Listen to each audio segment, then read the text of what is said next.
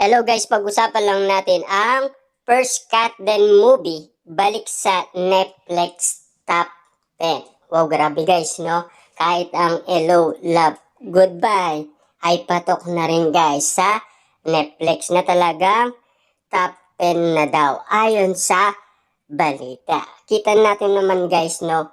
Na talagang pati ang unang movie nila ay talagang pinapanood kasi gusto nilang magkaroon ng impormasyon bakit nagkaganon ang ikalawa.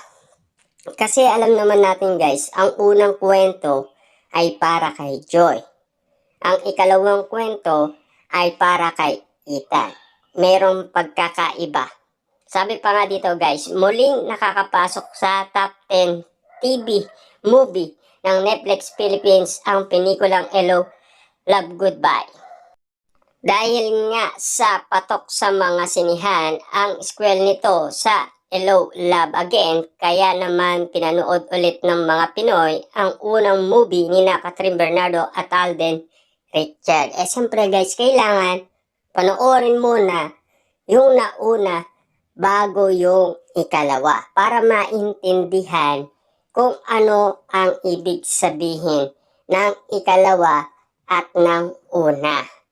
Ilang araw ng mga itong third most watched movie sa Pilipinas na nasabing stream platform. Nangunguna naman sa list ang bagong pelikula na Star Cinema sa Netflix ang An Affy for You. Pinagbidaan ang nasabing pelikula ni Julia Barreto at Joshua Garcia na kumita ng 450 million sa takilya. Wow, grabe guys, malaki din, no?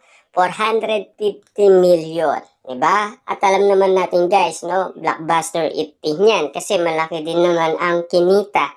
At lalo-lalo na, siyempre, Joshua Garcia at Julia Barreto na hindi malilimutan na sila ay nagpakilig din ng karamihan sa ating mga kababayan. Diba? Kita nyo naman guys, no? Patok na patok din ang nasabing pelikula.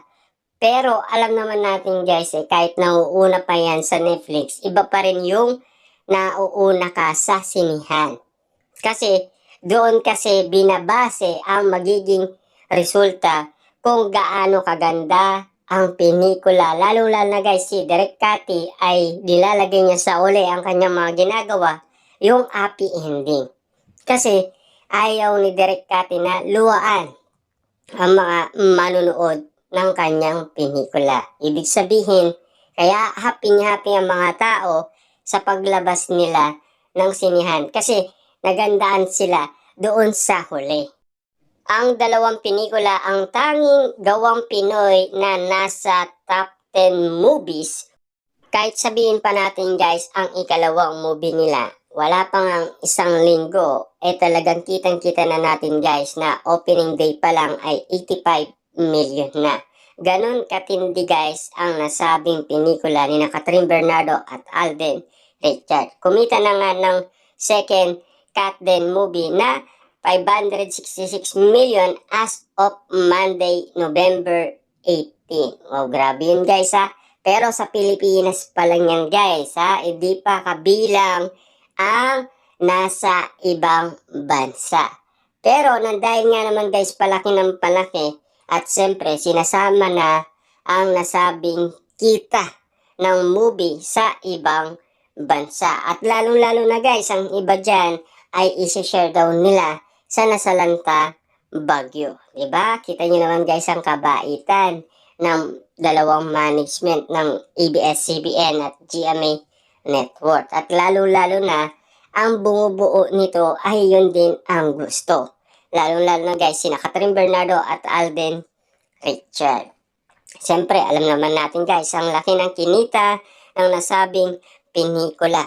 Siyempre guys, kita nyo naman ha, one day pa lang ng opening ng Hello, Love Again. Pero ito yung pinakamainit na pagtanggap guys ng mga Catherine fans at mga netizens. Noong lumabas ang unang mga ticket sa Ayala Mall at Vista Mall, inubos kaagad ng mga Catherine fans. Ganon kainit guys ang mga netizens at mga Catherine fans kasi sabik na sabik sila sa pagbabalik ni Catherine Bernardo at Alden Richard. Siyempre, yun din ang gusto nila noon Request nila yan Kaya nga naman guys, yung request, kailangan ibigay din nila yung tiwala nila kung bakit laging nire-request sa Star Cinema at GMA Picture na magbalik tambalan sina Alden Richard at Catherine Bernardo. Kahit naman guys, hindi nila i-push yan Basta't viral sila sa lahat ng social media platform na laging pinag-uusapan si Catherine Bernardo at Alden Richard, ipupost nila yan. Kasi maingay sila sa tao. At lalong-lalo na, hindi ka iingay kung hindi ka nila bibigyan ng project. Sinasabi nila na worth it pa rin ang tambalan din. Kasi malakas sila sa mga tao. Diba? Kaya nga naman guys, pinost ulit. Kaya meron tayong nalaman na in-announce yan na hello pa lang. Pero nung nadagdagan na, doon na natin nalaman na sina Catherine Bernardo at Alden Richard pala ang magkakaroon ng ikalawang pelikula. Noong Saturday, November 16 naman ay kumita ito ng 131 million. Ito ang highest single day crossing na nakamit ng isang pelikulang Pilipino. Diba? Grabe guys, no?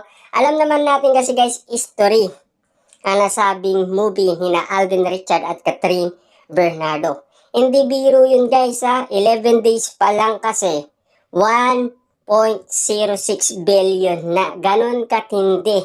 Yung hindi nga naman kasi guys ini-expect ni Derek Cathy, Catherine Bernardo, Alden Richard at buong team. Kasi akala nila hindi nila matatalo yung nauna. Pero ang hindi nila akalain ay ganito pala guys kadami ang mga taong nanood noong first day pa lang. Kaya naman guys hindi kataka-taka kung magkano ang kinita na nasabing pelikula. 85 million at bilang na bilang nila ang bawat nanonood ng movie. Lalong-lalo na sa midnight screening. Grabe yun guys Talagang na-compute nila kung ilan yung mga manunood ng Hello, Love Again sa iba't ibang sinihan. Ay alam nila kung ilan ang laman.